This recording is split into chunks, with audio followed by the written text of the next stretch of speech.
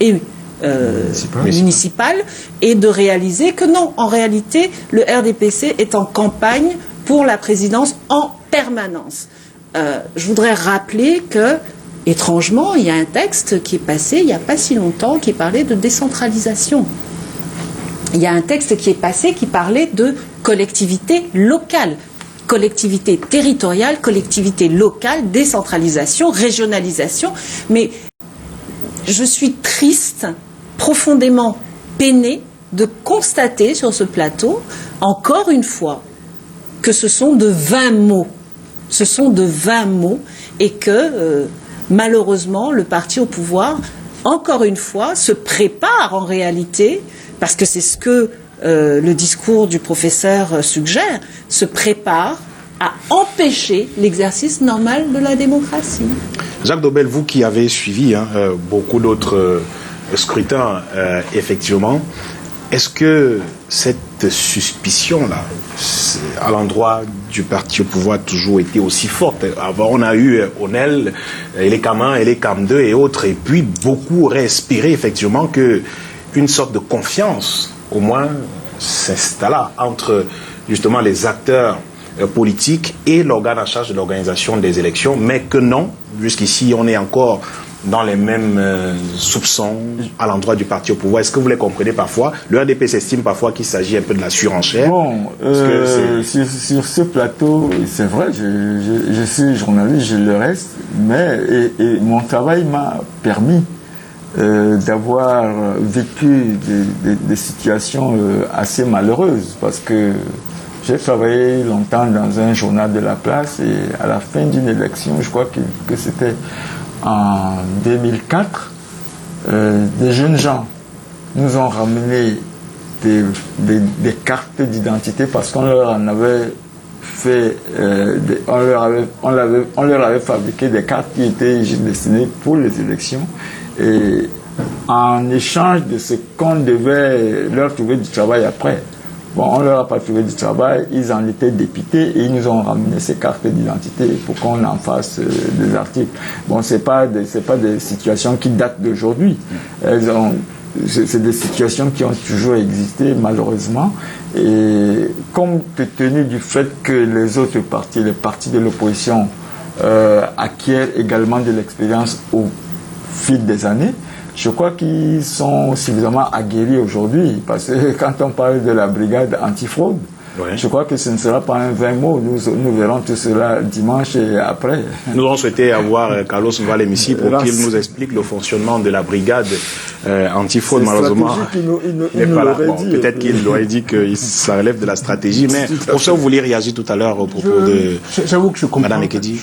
Madame, avec tout le respect que je vous dois, et à Madame Toumaïno, Madame Dioya, dont l'action est saluée, je ne comprends pas.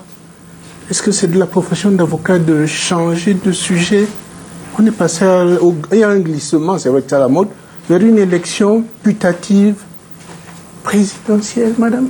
Je tremble peut-être. J'ai 5 avocats dans la famille. Je peux repréciser peut-être ces propos, professeur? Non, s'il vous plaît. Oui, parce que ils sont vainement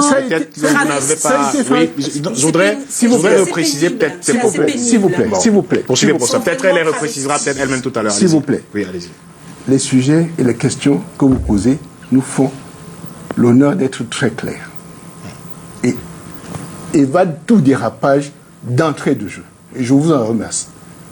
Je crois que éviter les glissements fait partie d'une bonne vie politique, d'une bonne action, d'une femme politique. J'espère l'avenir pour mon pays.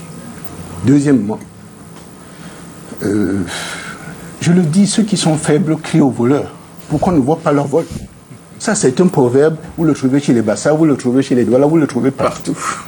Et je suis désolé, Est-ce que le dire simplement comme ça suffit, professeur? Je rappelle d'ailleurs que votre camarade, ou alors le Premier ministre l'a également dit hier, je reviens à la effectivement culture. En disant que certaines formations politiques, justement, sentant venir leur défaite, commencent justement à haranguer les foules en parlant de... Je reviens à notre essence d'Africain.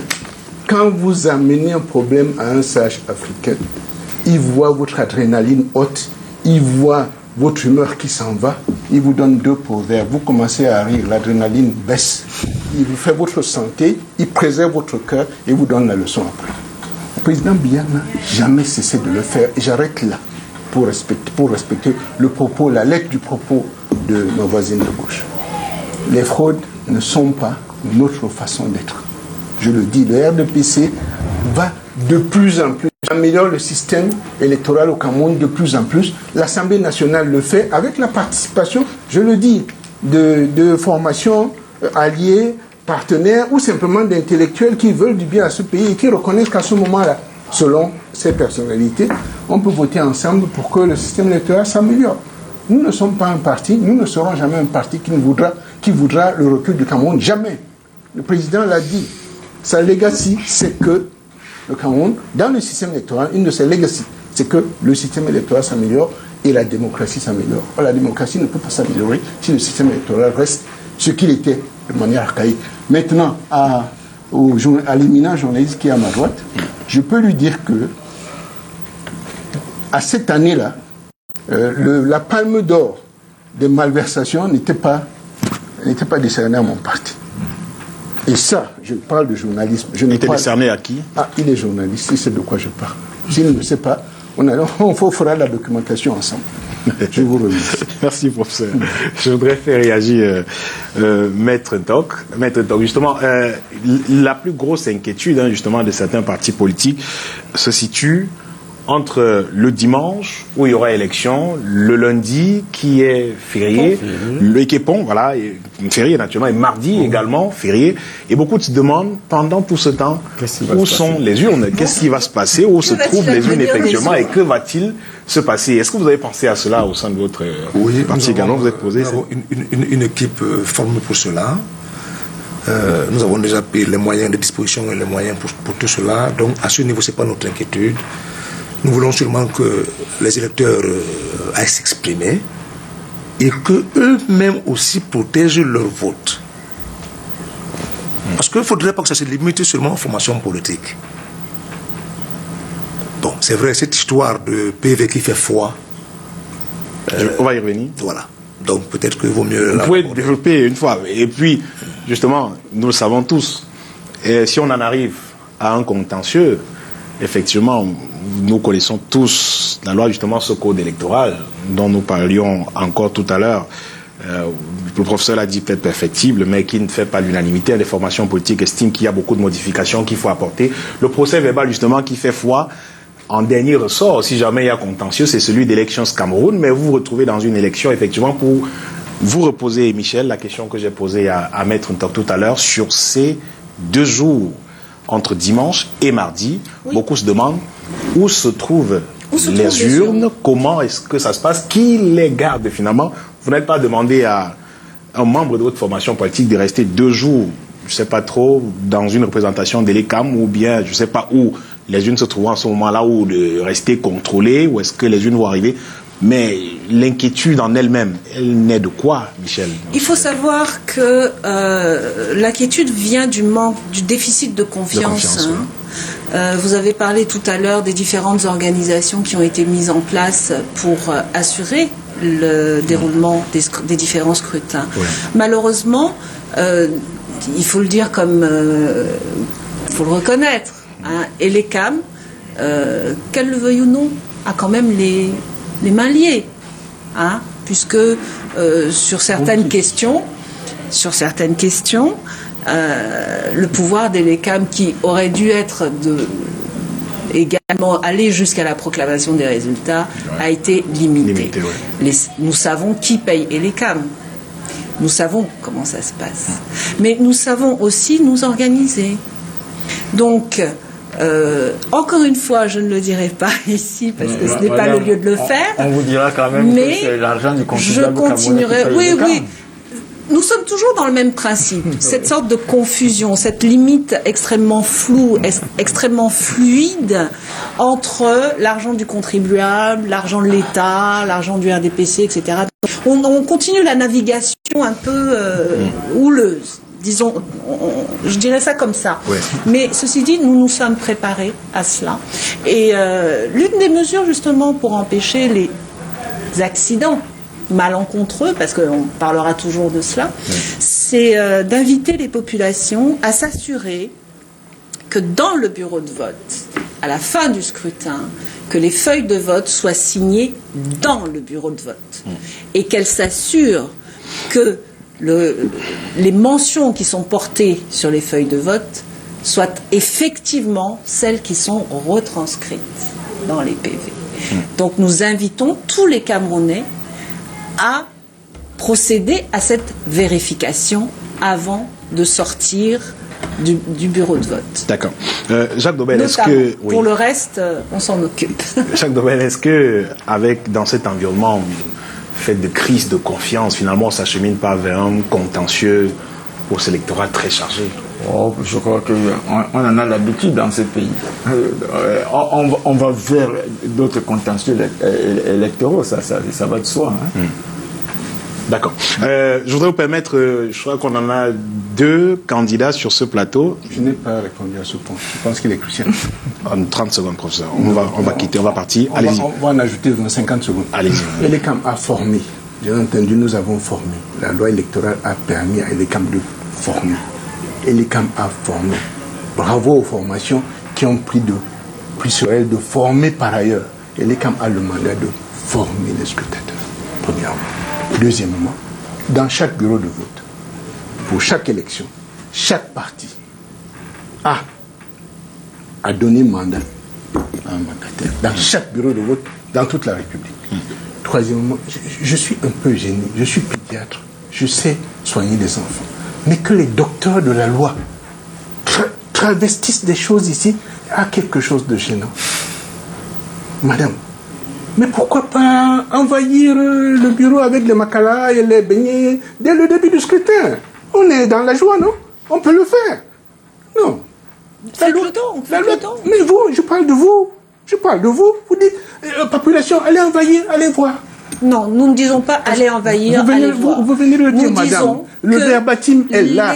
Et je ne veux pas vous interrompre. Ont le droit de surveiller leur vote. J'ai entendu votre appel, madame. Oui. Et votre appel est net. Et on va l'entendre sur toute la nation camerounaise. Mais je tiens. Alors, je vous dis, et je vous rassure, parce que moi, je suis devenu le juriste. La loi électorale a prévu que chacun de vos représentants qui est dans le bureau de vote aura exactement ce qui s'est passé. Je ne suis surpris que vous le procès verbal, oui. Voilà. D'accord. Merci. Exactement ce qui s'est passé. Mais c'est le procès verbal que Elecam présentera qui fera foi. La loi ne n'exclut pas que les électeurs aussi peuvent assister. Exactement. Mais je crois qu'il n'est pas surveiller